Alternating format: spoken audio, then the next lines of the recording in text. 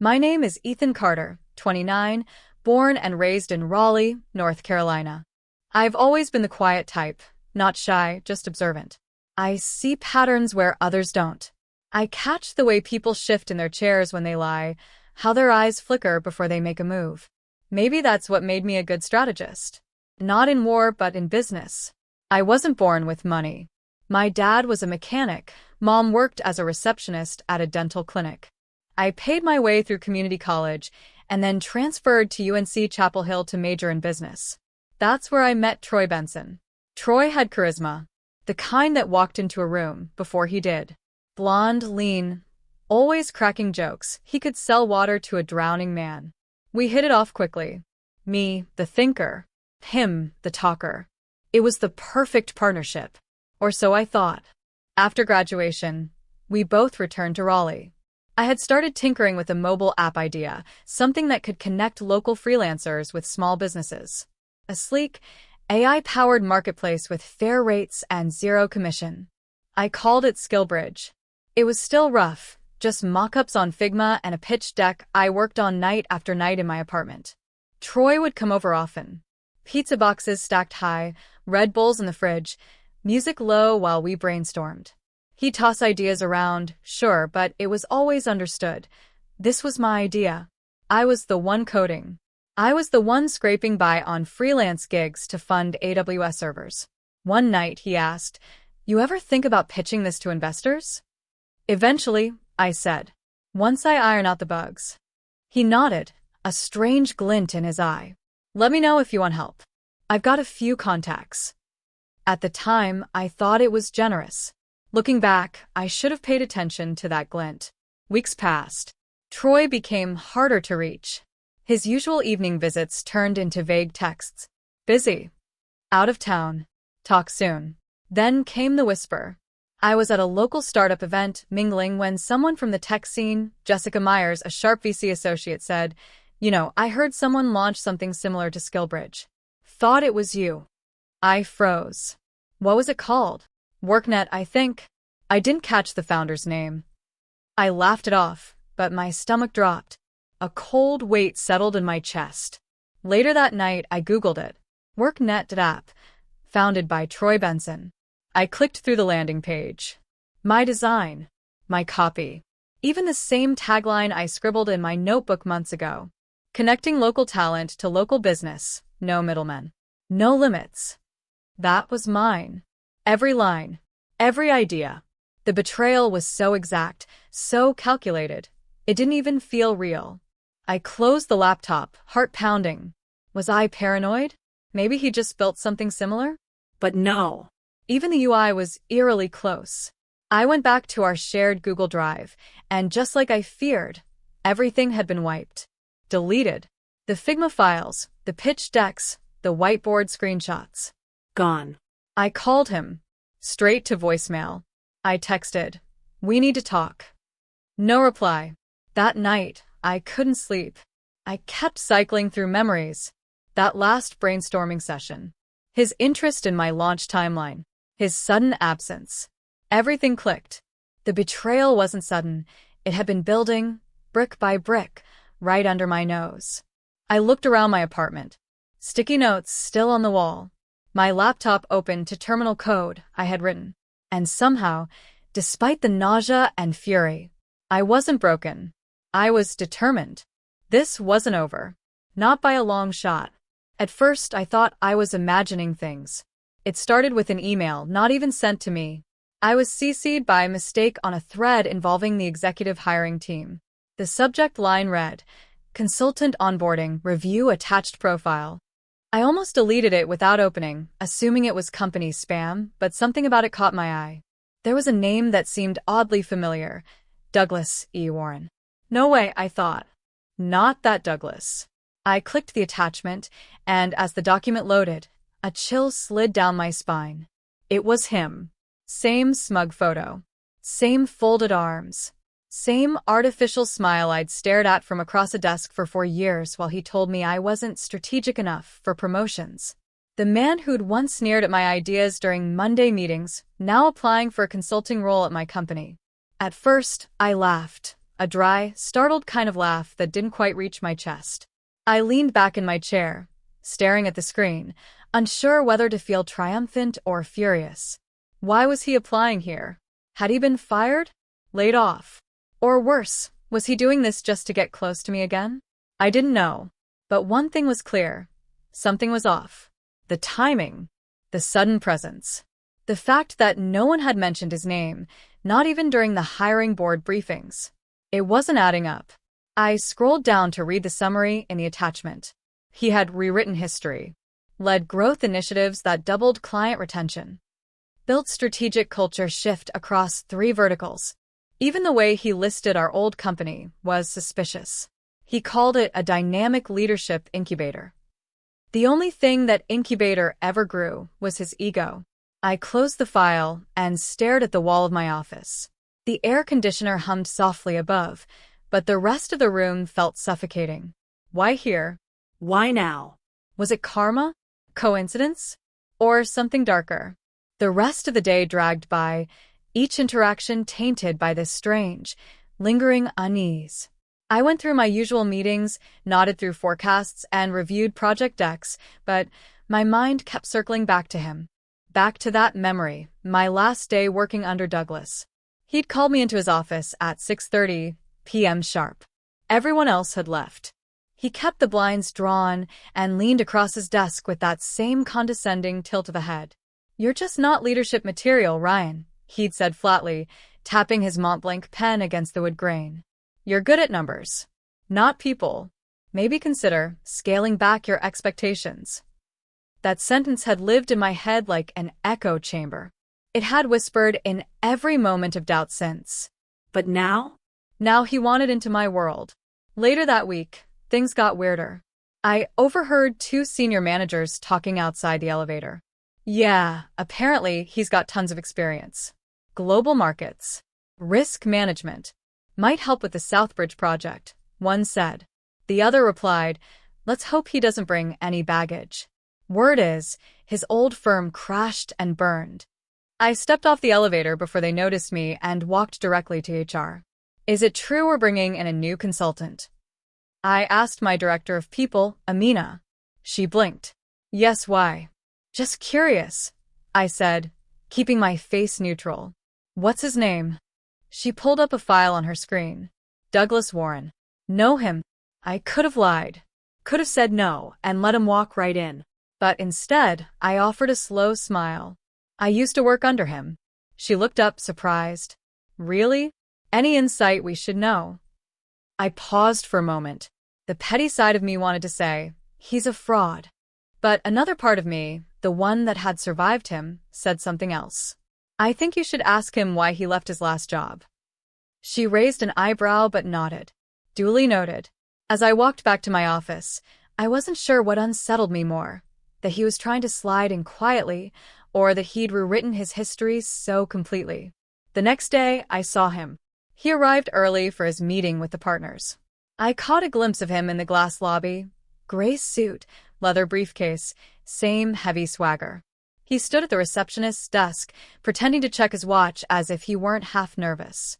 I stood in the shadows near the staircase and just observed. He hadn't seen me yet. The irony was exquisite. A man who once told me I wasn't cutthroat enough, now trying to smile his way into my business. I could hear him laughing, loud, performative, trying to fill the silence with charm. But something was different about him. His hair was thinner, his posture more rigid. There was no assistant trailing behind him, no executive glow. Just a man clinging to what used to be. As he disappeared into the conference room, something inside me shifted. I no longer felt afraid of him. I felt powerful. But power can be dangerous when mixed with old wounds. That night, I couldn't sleep. Every time I closed my eyes, I saw flashbacks of the humiliation. The days I sat in front of Douglas as he berated me in front of the team. The moments he stole my credit during client presentations. The projects I built, he slapped his name on them, and I was left invisible. Why now? Why here? What did he think would happen? I sat in my apartment, the city buzzing outside my window, and opened my laptop. I typed his name into a private database I had access to through a consulting network. His old company? Shut down last year. Financial irregularities. Misappropriation of funds. 3 employees accused him of harassment and manipulation. But none of it had gone public. It had all been quietly handled, settlements, NDA-covered exits. And now he was here, smiling like none of it had ever happened. I printed out the report and stared at the stack of paper on my desk the next morning. I could ruin him. With one email, I could send this to HR and the board. His candidacy would be dead in minutes. But I didn't. Not yet. Because some part of me needed to see him squirm. I wanted him to know I knew. To see the flicker of recognition, the power shift. I needed closure. So when Amina told me the board wanted to introduce him formally during Friday's strategy meeting, I said, "Perfect. I'll be there." And then I waited. Friday came faster than I thought. The boardroom buzzed with chatter as the meeting began. Slides projected across the screen. Numbers, forecasts, expansion models. And then came the introduction. Before we close, we'd like to bring in a consulting candidate who may help lead Southbridge's risk transition plan. The door opened. Douglas walked in. He looked around the room confidently until his eyes met mine. His face froze. 1 second. 2. Then he smiled weakly and continued toward the front. No one else noticed. But I did. That subtle panic. That flicker of memory. He remembered exactly who I was. I didn't speak during his pitch. I let him perform. Let him use all the buzzwords. Synergy. Vertical expansion. Transformational risk. But as he finished, the room fell silent. That's when the board chair turned to me. "Ryan, you've got the most experience on this side of the house. Any questions or thoughts?" I leaned forward, smiling politely. "Douglas, could you walk us through the incident that led to the closure of your last firm?" The silence cracked the air like lightning. His eyes widened ever so slightly. I'm not sure what you mean," he said. I tilted my head. "Oh, because based on what I found, there were some serious allegations against your leadership. And I believe your CFO resigned publicly, citing hostile internal practices." Now the boardroom buzzed in a very different way. I placed the printed report on the table. "You might want to explain before we move forward." His voice faltered. That was a mischaracterization. Completely taken out of context. I leaned back, hands folded. Of course it was. The meeting adjourned soon after. As I stood to leave, Douglas tried to catch my eye again, but I didn't give him the satisfaction. Not yet, because the power had finally shifted. And this time, I held all the cards. I'll never forget the moment I found out. It was a rainy Tuesday morning, the kind that makes the city feel like a gray, unfeeling machine grinding forward. I was running late to a leadership meeting at Apex Industries, my company, the very startup I had built from scratch in my one-bedroom apartment with nothing but a borrowed laptop and an overdraft bank account. I had asked my assistant, Camila, to prepare an onboarding report for a new hire, one recommended by the board. Apparently, he was exceptionally experienced and a perfect fit for our expansion division. She emailed me the file as I stepped into the elevator, and I scrolled without much thought until my thumb froze on the screen. Name, Gregory Paul Matthews. Position, Senior Business Consultant, Expansion Strategy. I stared at the name as if it might morph into something else. It didn't. It was him. Greg. My old boss. The man who had once laughed in my face and told me I'd be nothing more than an ambitious intern with a god complex. The air in the elevator felt heavier. My heart slammed against my ribs. What kind of sick joke was this? I couldn't focus during the meeting. My mind kept going back to those endless nights when I stayed after hours, finishing his reports, fixing his mistakes, covering for his missed deadlines. The man who took credit for my pitch ideas, who called me naive for believing innovation mattered more than politics. I had once asked him to mentor me. I believed in him back then, thought he saw potential in me. He patted my shoulder and said with a crooked smile, "You're smart, kid. But the world doesn't run on dreams. It runs on obedience." Obedience. I had swallowed that poison for almost 2 years. And now he worked here? Later that day, Camila knocked lightly on my office door. He's waiting in the conference room. Do you want me to reschedule? I hesitated. Every cell in my body wanted to avoid that encounter, to protect the version of me that had once begged for his approval. But that version of me was long gone. No, I said. Send him in. The moment he stepped inside, time slowed. He looked older, his once jet black hair now streaked with silver, the suit a little looser on his frame, the arrogance not gone, but dimmed. His eyes scanned the room, expecting someone else, perhaps. And then he saw me. For the briefest second, his expression faltered. Ethan, he said, blinking as if I were a ghost from a grave he thought he'd buried years ago. I didn't smile. I didn't stand. I just gestured toward the seat across from me. Have a seat, Greg. He sat, slowly. His hands fidgeted. That was new. I'll be honest, he said, leaning back in the chair to reclaim some of that old swagger. Didn't know this was your company. Small world. Huh. A small world? No apology. No acknowledgement. Just ego in a different suit.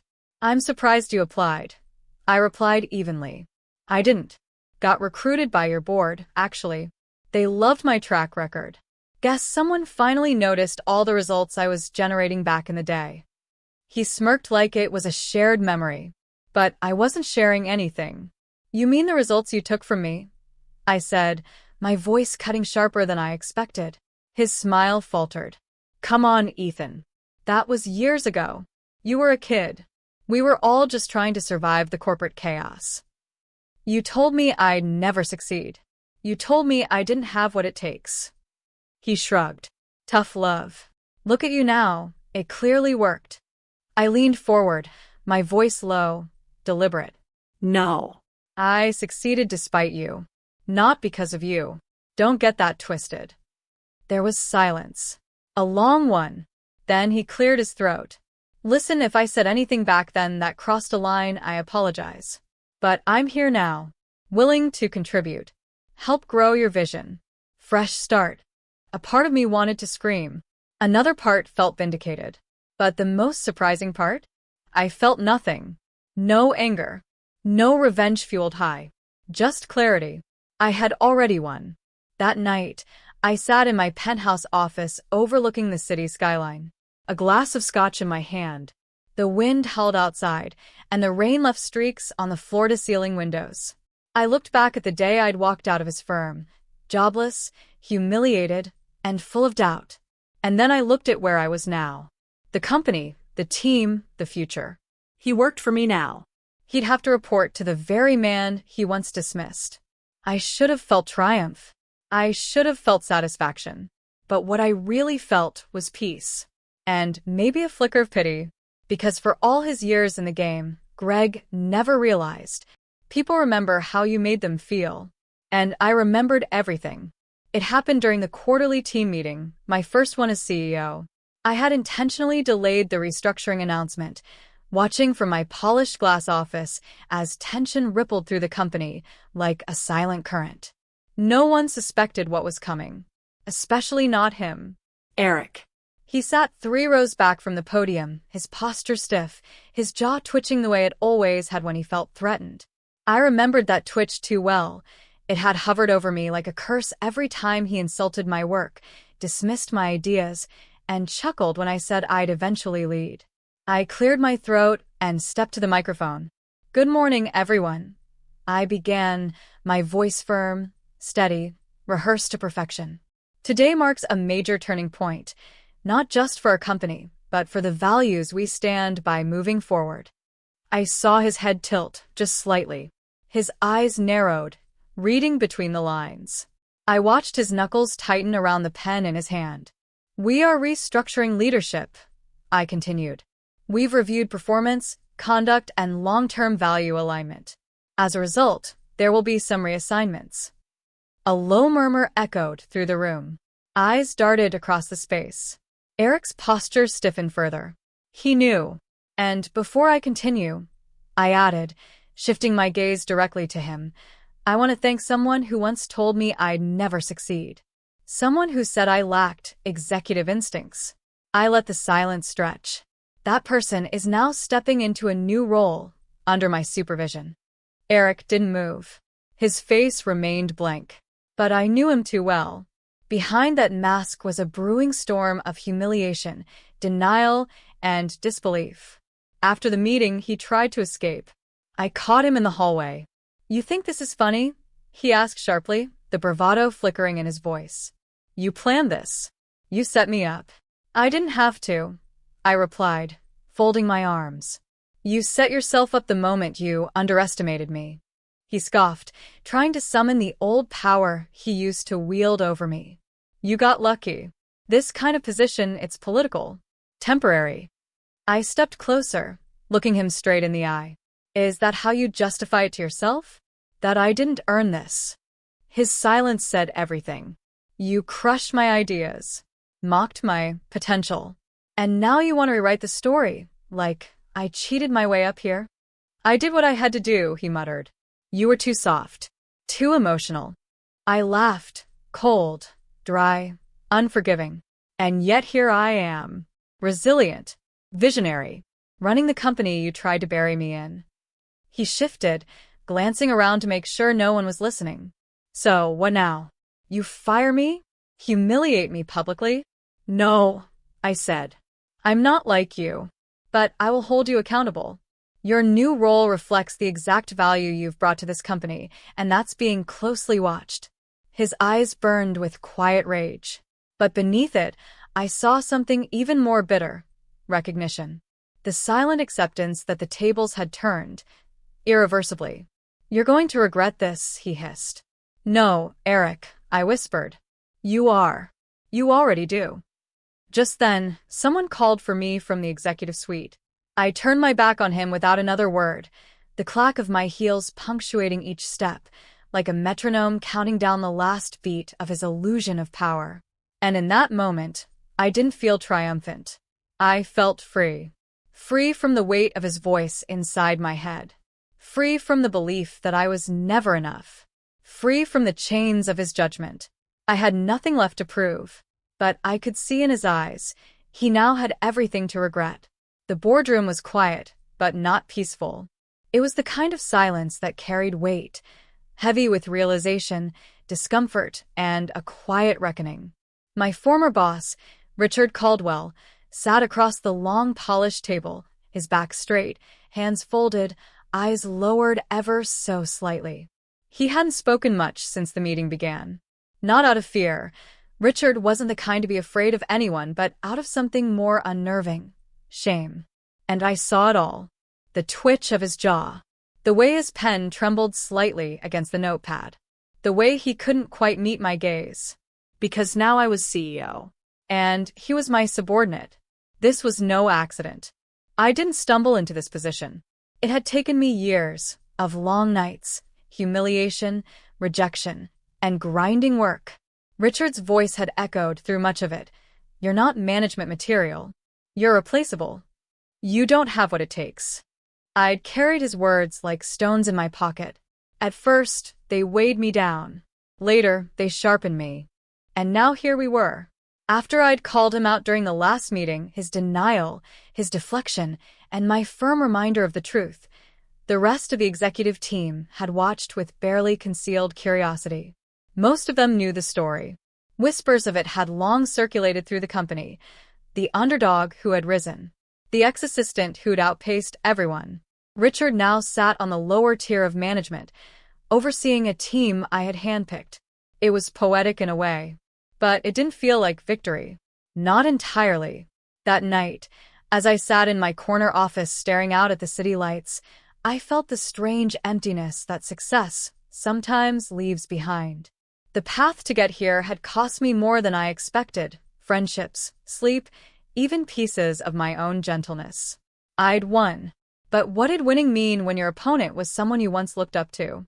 I found myself haunted by memories, not just of Richard's cruelty, but of my own vulnerability back then. The countless times I had stood outside his office with trembling hands, waiting to deliver a report, knowing that no matter how well I performed, he'd find a way to dismiss it.